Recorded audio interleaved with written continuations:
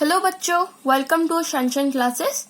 इस चैनल में आपको क्लास 5 से लेके क्लास 12 तक सारे कंटेंट मिलने वाले हैं। आज हम कुछ प्रॉब्लम सॉल्व करने वाले हैं मोल कॉन्सेप्ट के ऊपर। उससे पहले आप अगर मोल कॉन्सेप्ट का जो वीडियो नहीं देखे हो उसे देख लीजिए, ताकि आपको मोल कॉन्सेप्ट के ऊपर क्लैरिटी आ जाए और आप जब क्वेश्चंस करोगे तब आपको मजा आएगा। तो चलिए स्टार्ट करते हैं। तो फर्स्ट क्वेश्चन को देखते हैं। फर्स्ट क्वेश्चन हमें ये बोलना चाह रहा है कि find the number of moles in 40 gram of NaOH। हमें अमाउंट गिवन है कितना, 40 ग्राम, किस कंपाउंड का, NaOH का। अगर हमें अमाउंट गिवन है और हमें मोल निकालना है तो हम कौन सा फॉर्मूला अप्लाई करेंगे? जो फर्स्ट फॉर्मूला था, जो था गिवन मास अपॉन मोलर मास और मॉलिक्यूलर मास। यहाँ पे हमें मास गिवन कितना है, 40 ग्राम, और मोलर मास और मॉलिक्यूलर मास कैसे निकालते हैं वो मैंने आपको फर्स्ट वीडियो में बता दिया था। तो यहाँ पे जब हम मोलर मास निकालेंगे या मॉलिक्यूलर मास निकालेंगे तो वो आएगा 40 ग्राम। हमें पता है कि N is equals to given mass upon molar mass. हमें गिवन मास कितना है, 40 gram, molar mass is also 40 gram. N is equals to 40 gram upon 40 gram. ये 40 ग्राम कैंसिल होके 1 मोल हो जाएगा। 40 ग्राम NaOH में कितने मोल होते हैं? 1 मोल होते हैं। और 1 मोल किसके बराबर होता है? 6.022 इंटू 10⁻23 के बराबर होता है। हमारा जो सेकेंड क्वेश्चन है वो है a gas cylinder contains 112 litre of gas, then how many moles the container have. Condition भी दिया गया है एट NTP और STP। ये हमें लीटर में दिया गया है और कंडीशन भी दिया गया है कि एट NTP और STP। मतलब हमें सेकेंड फॉर्मूला यहाँ पे लगाना है जो कि ओनली एप्लीकेबल फॉर गैस था। अगर यहाँ पे STP और NTP वाला कंडीशन नहीं होता तो आप सेकेंड फॉर्मूला यहाँ पे एप्लीकेबल नहीं हो सकता था। यहाँ पे हमें गिवन वॉल्यूम कितना है, 112 लीटर, और हमें पता क्या है फॉर्मूला से, N is equals to volume upon 22.4 litre. Given volume is 112 litre upon 22.4 litre, और इसको जब हम कैंसिल करेंगे हमें नंबर ऑफ मोल्स मिलेगा 5 मोल्स। ठीक है, ये इंपॉर्टेंट है कि आपको STP और NTP का कंडीशन अगर दिया जाएगा तभी ही ये फॉर्मूला एप्लीकेबल होगा। ठीक है, थर्ड नंबर जो क्वेश्चन है, in a container there are 6 into 10⁻25 particles, then find moles. ठीक है, ये जो क्वेश्चन है वो थर्ड फॉर्मूला से बेस्ड है।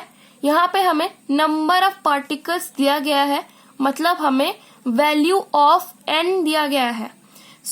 हमें पता है कि here number of particles are N is equals to 6 into 10⁻25, और हमें पता है कि N is equals to number of particles upon Avogadro's number. यहाँ पे देखिए, जब हम कैलकुलेशन करेंगे तो आप हर केस में 6.022 इंटू 10⁻23 का वैल्यू को हम ले जाते हैं इजी कैलकुलेशन के लिए 6 इंटू 10⁻23, ताकि कैलकुलेशन इजी आ जाए। ठीक है, तो हम इसे जो गिवन नंबर ऑफ पार्टिकल्स है 6 इंटू 10⁻25, और हमें एवोगैड्रोस नंबर पता है 6.022 इंटू 10⁻23, लेकिन for easy calculation take 6.022 as 6। ठीक है, तो यहाँ से 6 से 6 मर जाता है और हमें N का जो वैल्यू मिलता है वो होता है 10 का स्क्वायर मोल्स, और N is equals to 100 moles. अब आता है हमारा फोर्थ नंबर क्वेश्चन के ऊपर। फोर्थ नंबर क्वेश्चन में हमें क्या दिया गया है, calculate the number of atoms and the number of molecules present in 14 gram of nitrogen atom. यहाँ पे देखिए, ये इंपॉर्टेंट है, नाइट्रोजन एटम। अगर नाइट्रोजन मॉलिक्यूल दिया जाता तो हम उसे क्या लेते, N2, लेकिन यहाँ पे एटम दिया गया है हम इसे लेंगे N। ठीक है, N मतलब नाइट्रोजन। यहाँ पे हमें मास कितना गिवन है, 14 ग्राम, गिवन मास है 14 ग्राम और हमें मोलर मास और मॉलिक्यूलर मास निकालना आता है, जो कि हम निकाले हैं 14 ग्राम, जो हो गया मोलर मास। तो हम फर्स्ट फॉर्मूला को एप्लीकेबल करेंगे यहाँ पे।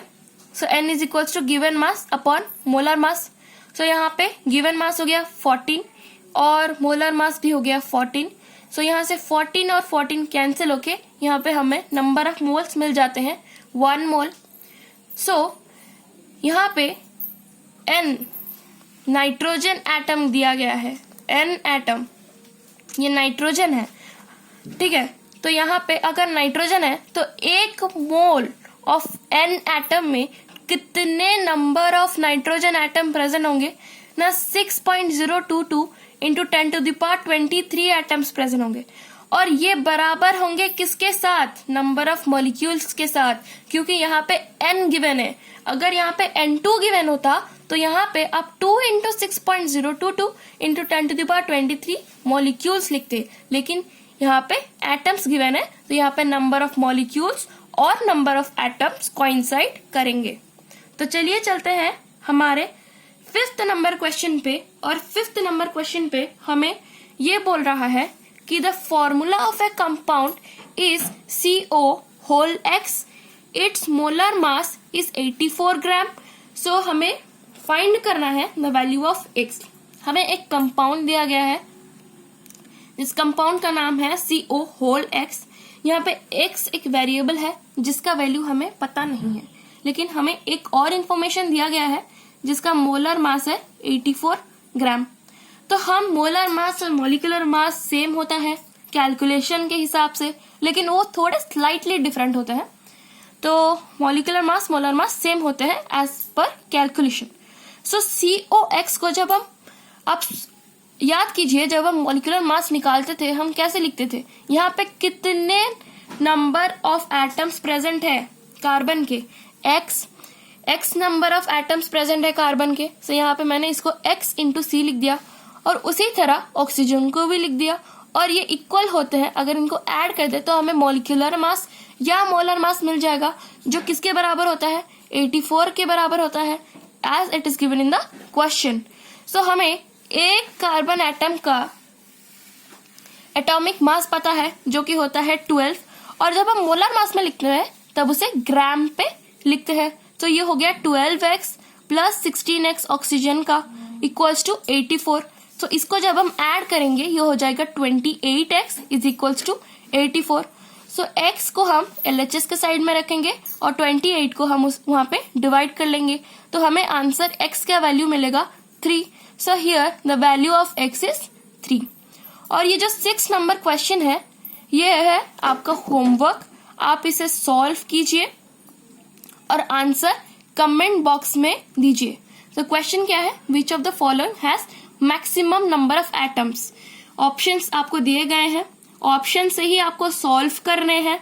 आपको यहाँ पे मास गिवन है, मॉलिक्यूल गिवन है, एटम गिवन है, उसमें नंबर ऑफ मोल्स निकालना, फिर नंबर ऑफ एटम्स निकालना और कंपेयर करना कि किसमें ज्यादा एटम्स प्रेजेंट है या किसमें कम एटम प्रेजेंट है।